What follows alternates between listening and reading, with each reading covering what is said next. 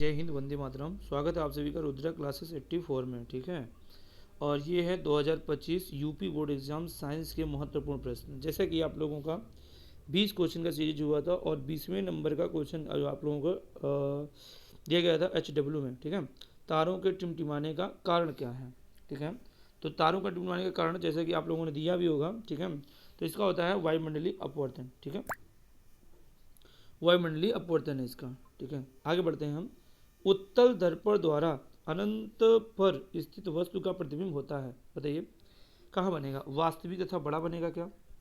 ठीक है, आभासी तथा छोटा बनेगा क्या। आभासी तथा बड़ा बनेगा क्या। आभासी तथा छोटा बनेगा क्या। वास्तविक तथा छोटा, आभासी तथा छोटा। ठीक है, वास्तविक तथा बड़ा उत्तल दर्पण में क्या होता है। सबसे पहले तो आप लोग जान लीजिएगा, उत्तल दर्पण में आभासी बनता है।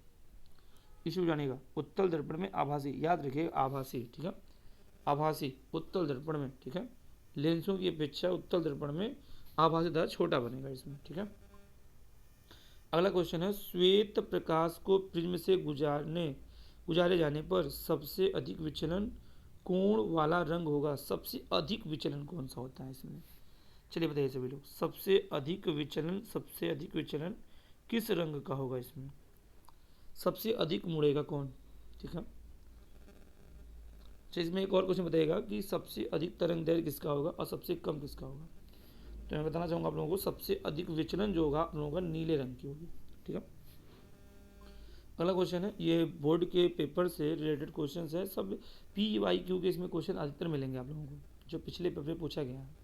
प्रोपेनल में क्रियात्मक समूह है, प्रोपेनल में क्रियात्मक समूह है क्या। CHO होगा क्या, C डबल बॉन्ड O होगा क्या, सिंगल बॉन्ड OH होगा क्या, या सिंगल बॉन्ड COOH होगा क्या। C प्रोपेनॉल में क्रियात्मक समूह है, CHO होगा इसमें क्रियात्मक समूह CHO होगा। ठीक है, अगला क्वेश्चन चलेंगे हम आप लोगों को लेकर के। उदासीन विलेन का पीएच मान सबको पता होगा, बच्चे बच्चे को पता होगा। उदासीन जिसका कोई स्वाद ना हो। चलिए बताइए, इस क्वेश्चन का उत्तर आप लोग कमेंट बॉक्स में दीजिएगा। ये होमवर्क है आप लोगों के लिए। ठीक है, ये HW है,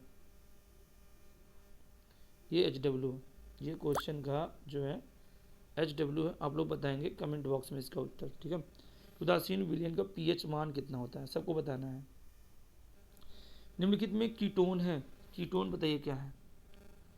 ध्यान से पढ़िए और बताइए निम्नलिखित में कीटोन क्या है। कीटोन मेथेनॉल है क्या,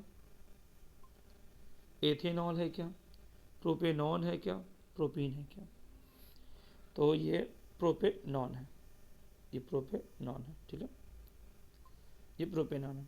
ठंडे जल से हाइड्रोजन गैस बनाने वाला तत्व है, ठंडे जल से हाइड्रोजन गैस बनाने वाला तत्व है। अर्थात कहने का मतलब यह है कि जो ठंडे जल से क्रिया करके हाइड्रोजन गैस बनाती है। AU होगा, नहीं होगा, AU तो बिल्कुल भी नहीं होगा। ठीक है, AG होगा, ये भी नहीं होगा। ACU होगा, ये भी नहीं होगा। आपका ये पोटेशियम होगा।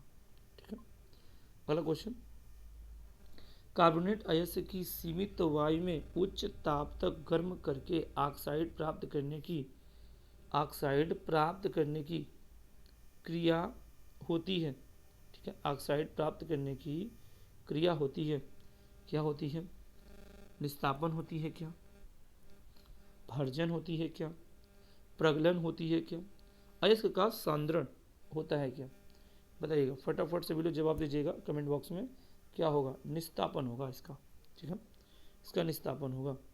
अगला क्वेश्चन देखेंगे हम लोग, रासायनिक अभिक्रिया CuSO4 plus Fe belong to FeSO4 plus U, ये कौन सी अभिक्रिया है। विस्थापन है क्या, संयोजन है क्या, वियोजन है क्या, कौन सी अभिक्रिया बताइए। विस्थापन है, संयोजन है, वियोजन है। आप लोग बताए हैं कि अधिक क्रियाशील तत्व कम क्रियाशील तत्व का स्थान को हटा देता है, हटाने के बाद अपना स्थान स्वयं उस वहाँ पे स्वयं अपना स्थान ले लेता है। देखिए यहाँ पे Fe जो है, Fe Cu को हटा दिया, हटा के स्वयं अपना स्थान ले लिया। तो ये होता है विस्थापन अभिक्रिया में। ठीक है, ये विस्थापन अभिक्रिया में होता है। स्वपोषी पोषण के लिए आवश्यक है, स्वपोषी पोषण के लिए आवश्यक है, क्या क्या आवश्यक है। जो हरे पौधे अपना भोजन बनाते हैं स्वयं, उनके लिए क्या क्या आवश्यक है आपको बताना है। ये कार्बन डाइऑक्साइड एवं जल बिल्कुल चाहिए, सूर्य का प्रकाश ये भी चाहिए, क्लोरोफिल ये भी चाहिए, तो ये सभी हो जाएगा। ठीक है, ये सभी हो जाएगा। निम्नलिखित में से कौन सा पादप हार्मोन है? देखिए ये क्वेश्चन ऊपर शायद एक बार और भी मिला होगा। पादप हार्मोन इनमें से कौन सा है? चलिए ये वाले प्रश्न का जवाब आप लोग कमेंट बॉक्स में दीजिएगा। ठीक है, ये ऊपर जो है मिला हुआ है ये क्वेश्चन, ये HW है। ठीक है, पराग कोष में होते हैं। पराग कोष में क्या होते हैं बताइएगा? पराग कोष में होते हैं अंडाशय होते हैं क्या? ये तो भाई मादा का अंग है। गर्भाशय होते हैं क्या?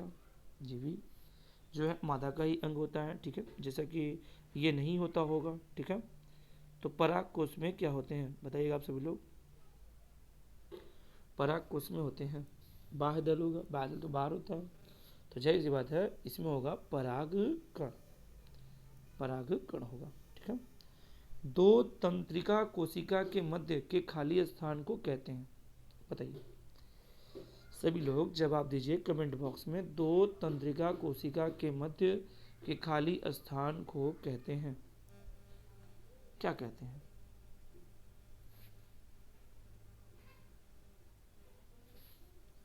क्या कहते हैं? सिनेप्स कहते हैं, ऑक्सीन कहते हैं, जिबरेलिन कहते हैं, डायाफ्राम कहते हैं। आपको पता होगा डायाफ्राम ये जो है कि सांस लेने के लिए बहुत ही लाभदायक होता है, जो मनुष्यों के अंदर होता है, ये सीनेप्स होता है। ठीक है, सीनेप्स इसका उत्तर हो जाएगा। निम्न में से कौन एक परितंत्र में उत्पादक का उदाहरण है? परितंत्र में उत्पादक, अब मुझे बताइए कि शेर क्या उत्पादक है? ये उगाता है कोई चीज़।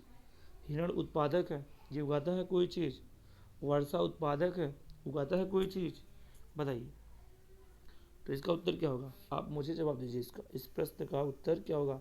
इसमें उगाता कौन है? उगाने वाले कौन है? जो उगाते हैं। ठीक है, बताइए इसमें उगाने वाले कौन है? शेर उगाएगा, शेर फल, शेर में फल कभी लगेगा? नहीं लगेगा। हिरण में कभी फल लगेगा? नहीं लगेगा।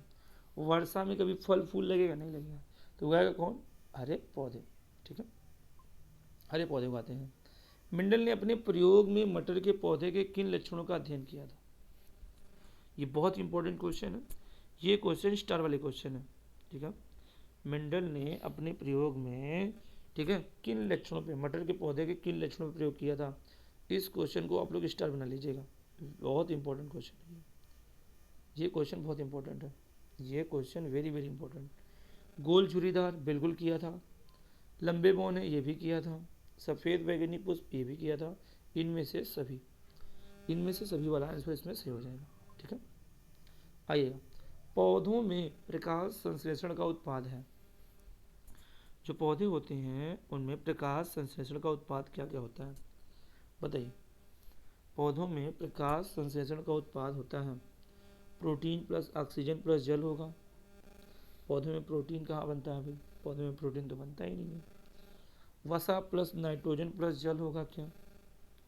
प्रकाश संश्लेषण में ये वसा तो नहीं बनाते हैं। ग्लूकोज धन ऑक्सीजन धन जल होगा क्या? वसा प्लस कार्बन डाइऑक्साइड प्लस जल होगा क्या? बताइए क्या बन सकता है? सभी लोग ध्यान से प्रश्न का जवाब दीजिए और सभी लोग कमेंट बॉक्स में जवाब दे दे रहे हैं। और क्वेश्चन अच्छा लग रहा हो तो जनरल करते हैं, लाइक करना है। ठीक है, तो लाइक कर दीजिएगा इसको। ठीक है, ग्लूकोज प्लस ऑक्सीजन प्लस जल होगा, इसका आंसर यही होगा। लेकिन में कौन एक पादप हार्मोन नहीं है? पादप हार्मोन नहीं है, ऑक्सीन है बिल्कुल, जिब्रेलिन भी है। अभी अभी आप लोग ऊपर पढ़े हैं साइटोकाइनिन के बारे में, याद होगा आप लोगों को, साइटोकाइनिन के बारे में पढ़े हैं अभी अभी। ठीक है, तो साइटोकाइनिन बताइए पादप हार्मोन है कि नहीं है? हाँ या ना में जवाब दीजिए। साइटोकाइनिन पादप हार्मोन है कि नहीं है? मुझे बताइए, साइटोकाइनिन पादप हार्मोन है कि नहीं?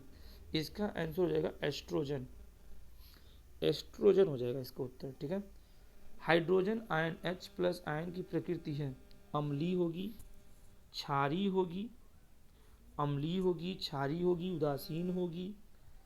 ठीक है, क्या होगा इनमें से? क्या होगा मुझे बताइएगा कि ये जो है इसका नियम किसने दिया था? आर्हीनियस के अनुसार अम्ल की परिभाषा, सभी लोग कमेंट बताए दो। आर्हीनियस के अनुसार अम्ल की परिभाषा, ठीक है, तो इसका उत्तर हो जाएगा अम्लीय होगा, ठीक है, ये अम्लीय होगा।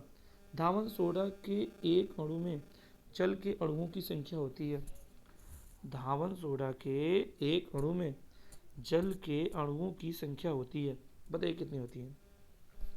धावन सोडा का पहली बात तो सूत्र आपको पता होगा तो लिख के दिखा दीजिए, सभी लोग लिखिए कमेंट बॉक्स में धावन सोडा का सूत्र।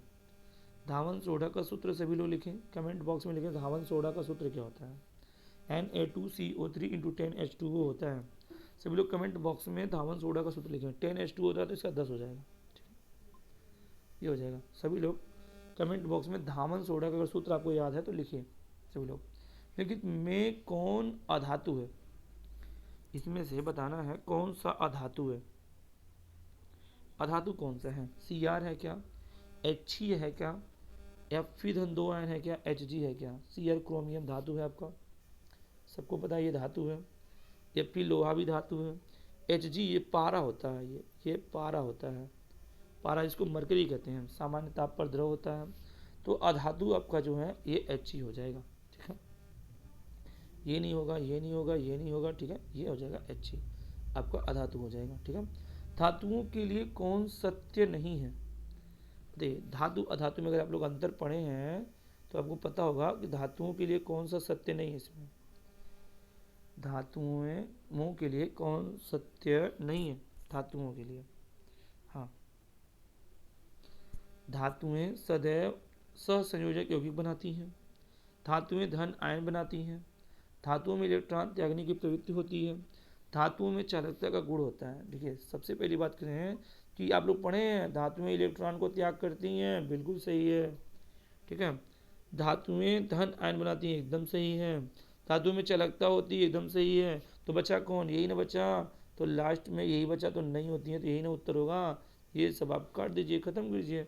तो धातुएं सदैव सहसंयोजक यौगिक बनाती हैं। ठीक है, जब प्रश्न ना आए तो जो सही सही है उसको उड़ा दीजिए, जो बचेगा सत्य नहीं है तो नहीं वाला एक तो बचेगा, उसका उत्तर दे दीजिएगा आराम से, ठीक है। प्लास्टर ऑफ पेरिस की जल से अभिक्रिया कराने पर बनता है, बताइए प्लास्टर ऑफ पेरिस जल से क्रिया कराने पर क्या बनता है। आप सबको पता होगा प्लास्टर ऑफ पेरिस जल से क्रिया कराने पर क्या बनता है, ठीक है। प्लास्टर ऑफ पेरिस की जल से क्रिया कराने पर ये जिप्सम बनता है। क्या बनता है बच्चों, ये जिप्सम बनता है, जिप्सम। प्लास्टर ऑफ पेरिस जल से क्रिया कराने पर जिप्सम बनता है। एथेनॉल को सोडियम से अभिक्रिया कराने पर प्राप्त होती है। एथेनॉल को सोडियम से अभिक्रिया कराने पर प्राप्त होती है। एथेनॉल को सोडियम से अभिक्रिया कराने पर प्राप्त होती है। क्या प्राप्त होती है बताएंगे आप लोग इसमें, ये H2 गैस प्राप्त होती है, ठीक है। मानव में लिंग गुणसूत्रों की संख्या होती है। देखिए जोड़े में होते हैं कितने, जोड़े में होते हैं कितने, ठीक है, होती तो 46, लेकिन जोड़े में कितने होते हैं।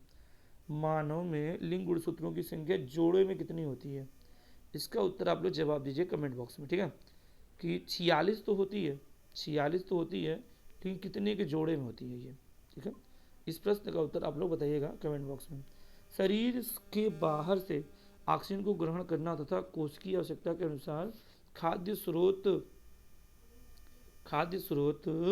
के विघटन को, ठीक है, कहते हैं। खाद्य स्रोत के विघटन को कहते हैं। शरीर के बाहर से ऑक्सीजन को ग्रहण करना तथा कोशिकीय आवश्यकता के अनुसार खाद्य स्रोत के विघटन को कहते हैं। बताइए क्या कहते हैं, क्या कहते हैं बताइए इसको, ठीक है। इसका जवाब दीजिए सभी लोग, क्या कहते हैं। उत्सर्जन कहते हैं क्या, शरीर के बाहर निकला जाता है। जनन, जनन तो आप जन्म करते हैं, बच्चे पैदा करने की जो प्रक्रिया होती है वो जनन कहलाती है। प्रकाश संश्लेषण, ठीक है, प्रकाश संश्लेषण में क्या होता है, शरीर के बाहर से ऑक्सीजन को, इसमें तो प्रकाश में शरीर, इसमें से पेड़ पौधों के अंदर से ऑक्सीजन बाहर निकलता है, इसमें अंदर क्या होता है, तो ये श्वसन हो जाएगा इसका उत्तर। सर मस्तिष्क का मुख्य सोचने वाला भाग कहलाता है, बताइए मस्तिष्क का मुख्य सोचने वाला भाग कहलाता है। अग्र मस्तिष्क, पश्चिम मस्तिष्क, मध्य मस्तिष्क और अनुमस्तिष्क। क्या होगा बताइए, अग्र मस्तिष्क होगा, पश्चिम मस्तिष्क होगा, मध्य मस्तिष्क होगा, अनुमस्तिष्क होगा। तो इसका होगा अग्र मस्तिष्क। ठीक है, अग्र मस्तिष्क होगा। बस आज के लिए इतना ही। ठीक है, बाकी आप लोग अगला वीडियो जो है कि अगले दिन मिल जाएगा आप लोगों को। ठीक है, और अगर इसका पीडीएफ चाहिए आप लोगों को सोल्यूशन के साथ, पूरे क्वेश्चन के साथ, तो कमेंट बॉक्स में लिखिएगा पीडीएफ चाहिए सर, पीडीएफ चाहिए। ठीक है, और लाइक जरूर कर दीजिएगा, लाइक भी कर दीजिएगा और सब्सक्राइब भी कर दीजिएगा, और बेल आइकन की घंटी को दबा दीजिएगा ताकि कोई भी वीडियो चढ़ने के बाद तुरंत आपके पास इसका सूचना मिल जाए। ठीक है, तो क्लास 10th के लिए वीडियो था, बहुत ही महत्वपूर्ण वीडियो है, और बोर्ड के एग्जाम में हूबहू छप सकते हैं, छपने के चांस रहते हैं। ठीक है, तो जय हिंद।